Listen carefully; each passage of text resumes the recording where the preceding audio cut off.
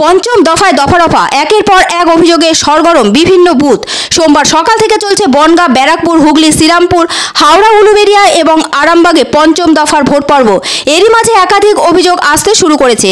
কোথাও booth jam ও বেআইনি জমায়েতের খবর আসছে, কোথাও আবার বিজেপির ক্যাম্পে গিয়ে ঝামেলার খবর পাওয়া যাচ্ছে, কোথাও আবার ভুয়ো এজেন্টের ছড়াছড়ি। এক জায়গায় তো রীতিমতো প্রিসাইডিং অফিসারকে হেনস্থা করার অভিযোগ উঠেছে শাসক দলের বিরুদ্ধে।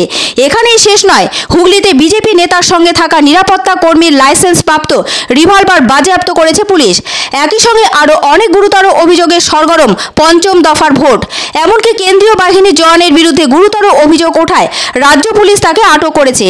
দিকে দিকে অভিযোগ ও পাল্টা অভিযোগে ঝড় উঠেছে পঞ্চম দফার ভোটে। বনগাঁ কেন্দ্রের বিজেপি প্রার্থী শান্তনু ঠাকুর দাবি করেন, কেন্দ্রীয় বাহিনীকে ভুলভাবে পরিচালনা করছে রাজ্য পুলিশ। তার অভিযোগ, কাটাগঞ্জ গোকুলপুর আদর্শ শিক্ষায়তন হাই স্কুলের বুথ নম্বর 271-এ ছাপ্পা ভোট দিয়েছে তৃণমূল কংগ্রেস। এদিকে হুগলি কেন্দ্রের বিজেপি প্রার্থী লকেট চ্যাটার্জি অভিযোগ করেন, ধনিয়াখালীর 117 এবং 118 নম্বর বুথে তৃণমূলের ভুয়ো পোলিং এজেন্ট ভোটারদের প্রভাবিত করার চেষ্টা করছিলেন, তাদের সেখান থেকে বের করে দেওয়া হয়। ব্যারাকপুরের আইএসএফ প্রার্থী জামিল হোসেন দাবি করেন, তার দলের নাম করে বিভিন্ন বুথে ভুয়ো এজেন্ট বসেছিল, তিনি সেখানে যেতেই এজেন্টরা পালিয়ে গিয়েছে। হাওড়াতে বিজেপি প্রার্থী রথীন চক্রবর্তীকে দেখে প্রিসাইডিং অফিসার হাত জোর করে গুরুতর অভিযোগ জানান। তার অভিযোগ, শাসক দলের পক্ষ থেকে মহিলারা এসে তাকে হেনস্থা করেছেন। এই ঘটনায় হাওড়া জেলার লিলুয়ায় 176 নম্বর বুথে অনেকক্ষণ ভোট প্রক্রিয়া বন্ধ থাকে। বিভিন্ন জায়গায় বিজেপির ক্যাম্পেও সমস্যা তৈরি হয়। বেশ কয়েকজন বিজেপি কর্মীকে হেনস্থার অভিযোগ ওঠে তৃণমূলের বিরুদ্ধে। পরে আহত বিজেপি কর্মীদের হাসপাতালে নিয়ে যাওয়া হয়। এসবের মাঝেও সকাল 11টা পর্যন্ত ভালো ভোট পড়েছে পশ্চিমবঙ্গে। জানা যাচ্ছে, সে সময় ভোটের হার ছিল 32.75%।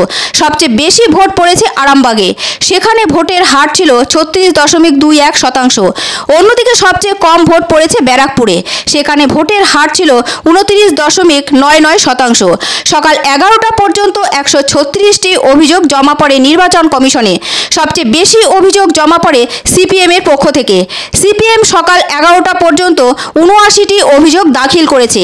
তৃণমূলের পক্ষে 50টি অভিযোগ দাখিল করা হয়েছে। বিজেপির পক্ষ থেকে 49টি অভিযোগ দাখিল করা হয়েছে। কংগ্রেসের পক্ষে একটি অভিযোগ জমা পড়েছে। তবে এসবের মাঝেও আরও একটি খবর বেশ আলোড়ন ফেলেছে।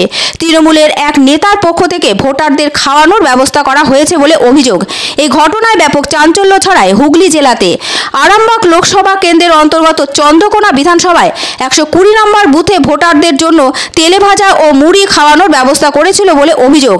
তৃণমূলের দাবি, এখানে ভোট শান্তিপূর্ণ হচ্ছে, তাই ভোটারদের হাসি মুখে বাড়ি ফেরার পথে তারা একটু ছোলা ও মুড়ি চপ খাওয়ানোর ব্যবস্থা রেখেছেন। ফলে অভিযোগ ও পাল্টা অভিযোগে জমে উঠেছে পঞ্চম দফার ভোট। তৃণমূল কংগ্রেসের দল মুড়ি চপ ছোলা দেওয়া হচ্ছে।